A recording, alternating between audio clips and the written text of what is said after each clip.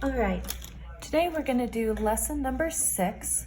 We're doing questions 2, 4, 5, 6, 7, 9, 11, 12, 15, and 23. All right, question number 2 asks us to list all of the common factors of both 30 and 40.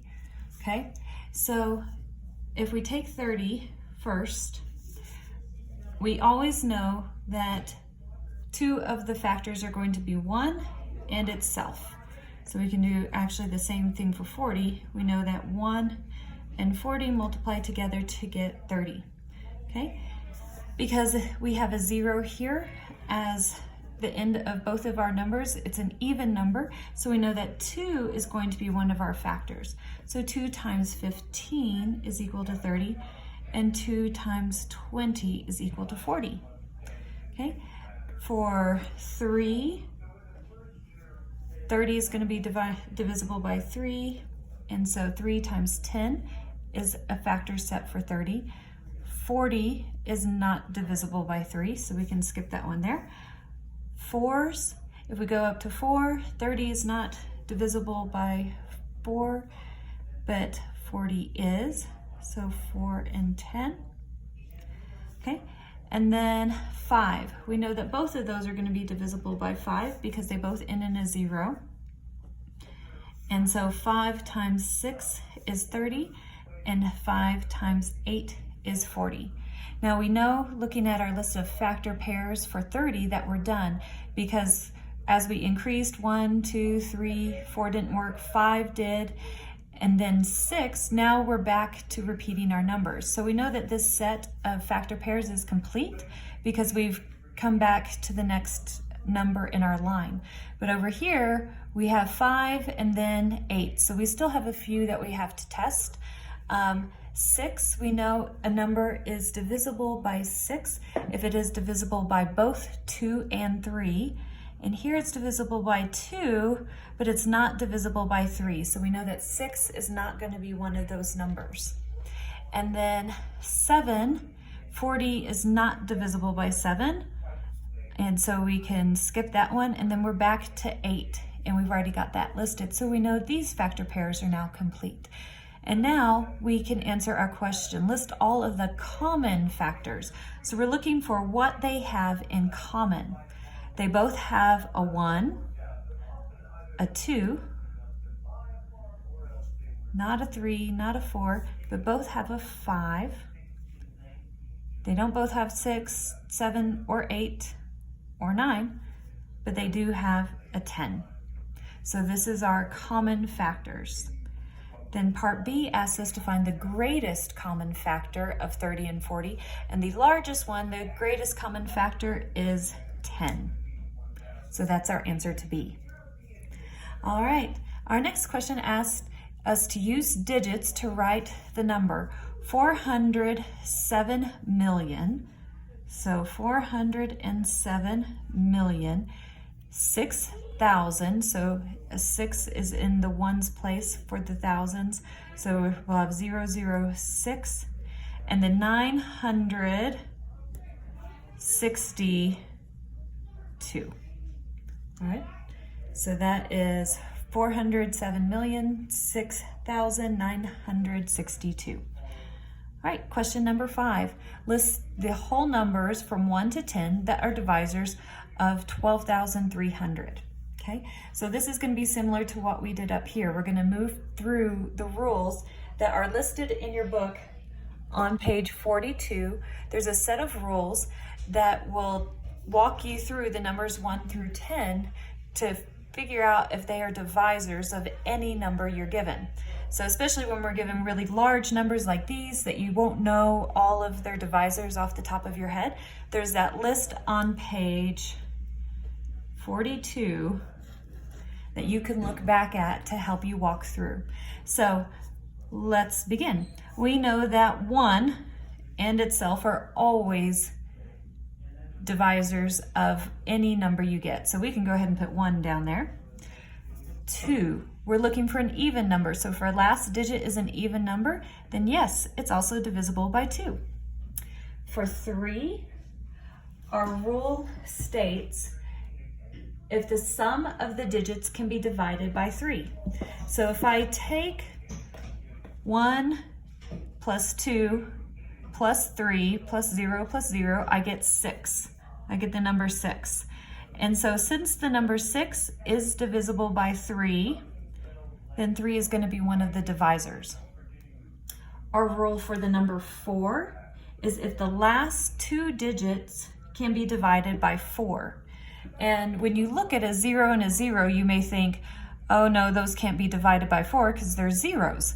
But if you pretend that there is a 1 in front of those and divide that by 4, 4 goes into 10 2 times.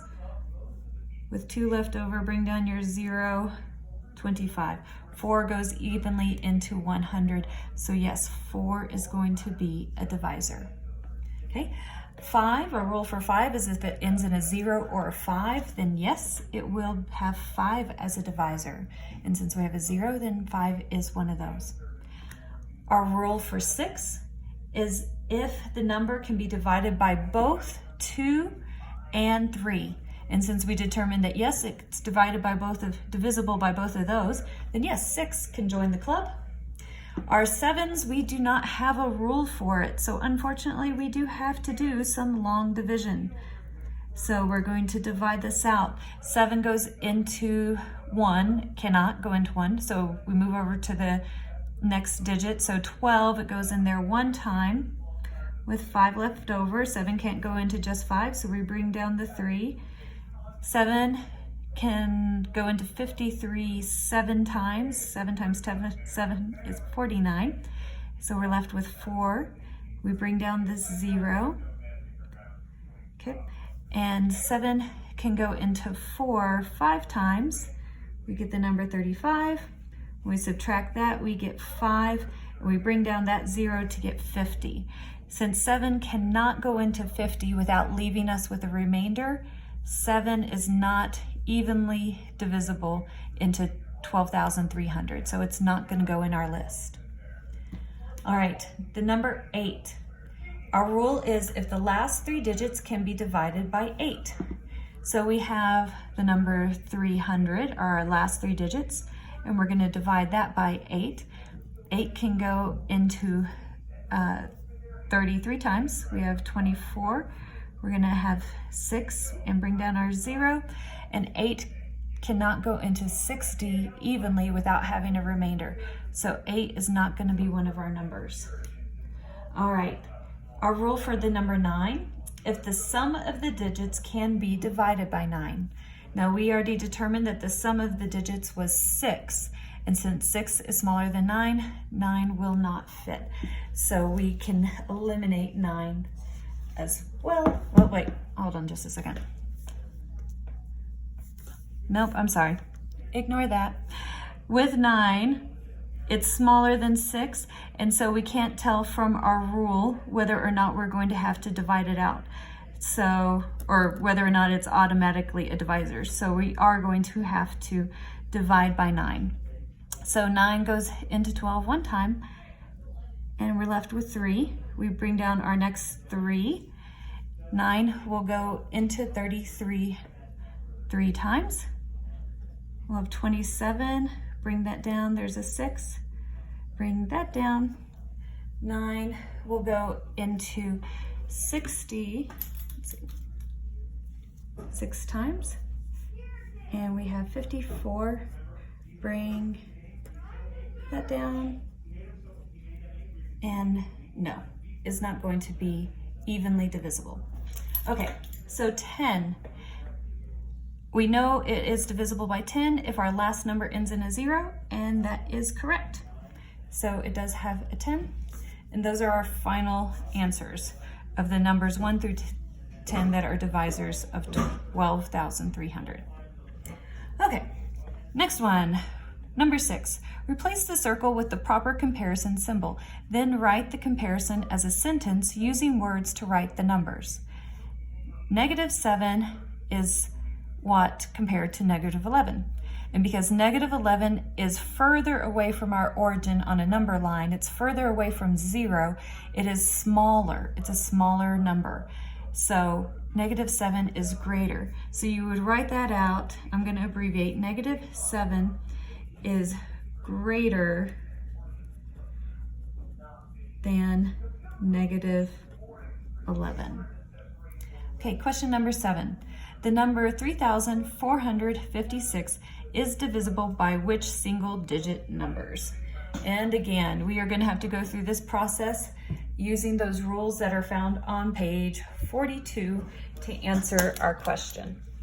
Okay, so we know that all numbers are divisible by 1, so we can just go ahead and slap that up there.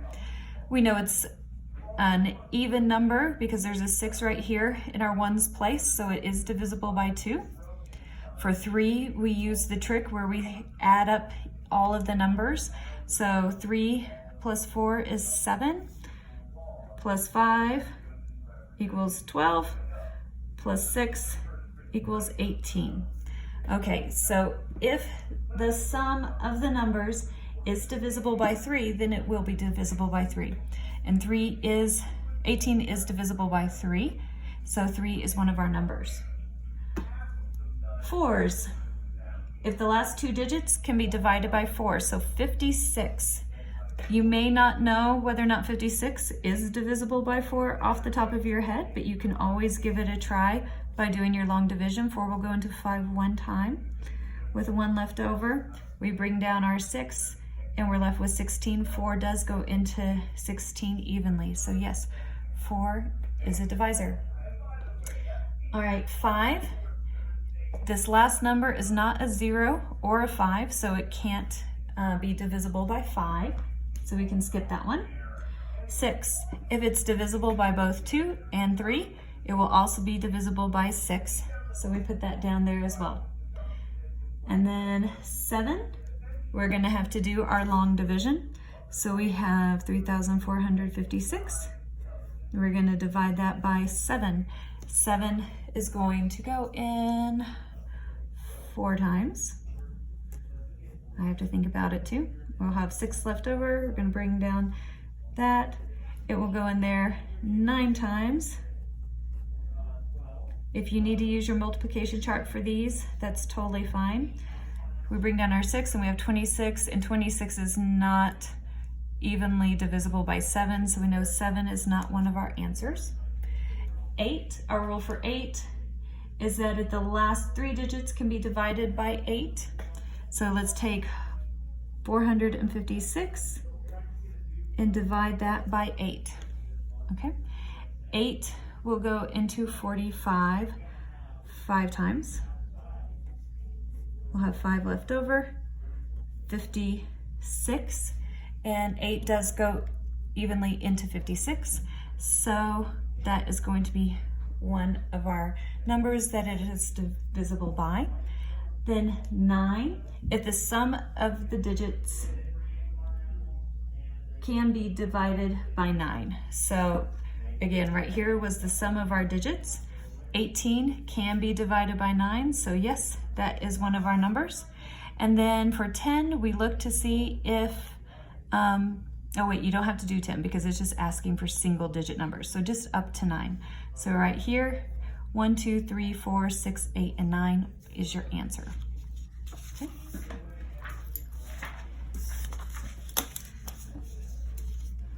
All right, let me make sure that's straight. Okay. Question number 9 asks us to write 6,400 in expanded notation.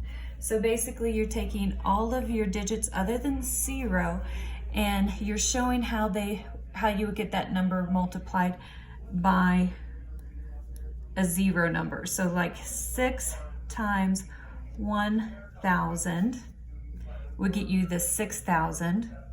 And then if you added 4 times 100, you would get an answer of 6,400. So that is your answer, 6 times 1,000 plus 4 times 100. All right, number 11. We have a variable p minus 3,850 is equal to 4,500. And again, we always want to get our variable by itself on one side of the equation. So to move this to the other side, we have to do the inverse operation. And right now it's being subtracted, so our inverse is to add the number. And those two are going to cancel out. A negative 3,850 plus 3,850 is going to give you 0, so those will cancel out. But we have to be fair. We have to do the exact same thing to the other side. So we're left with P is equal to 4,500 plus 3,850. So let's do that quick addition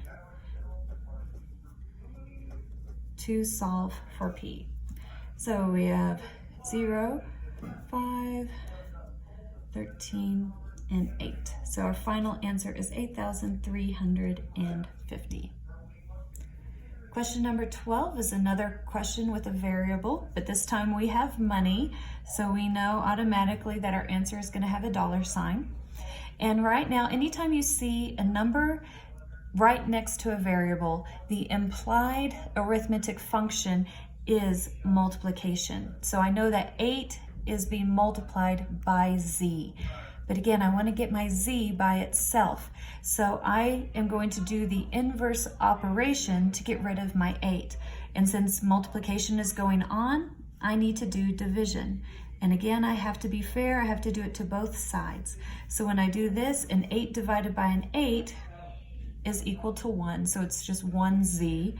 So I'm left with z is equal to $50 divided by 8. And so if I put that in a box, I can do my division to come up with my answer. 8 goes into 50 6 times. We have 48, which means 2 is left over. And we're going to bring down that 0. 8 will go into 20 just 2 times to get 16. We'll have 4 left over, and we'll bring down our last 0. And 8 goes into 40 evenly 5 times. So our final answer is $6.25. Okay. Another problem with a variable for 15, we have 990 divided by P is equal to 45. So again, we need to do the inverse operation because we don't want the P on the bottom of a fraction. We want it up on the top. And so we're going to multiply both sides by P. This side, these two are going to create a 1, so they cancel out. And we're left with 990 is equal to 45P. But we are not done. So this was step 1, but now we have to perform another step to get our P by itself. And because 45 is being multiplied by P, to get rid of my 45, I have to do the inverse operation. So for multiplication, I have to now do division, and those two are going to become 1. And I have to be fair, have to do it to the other side.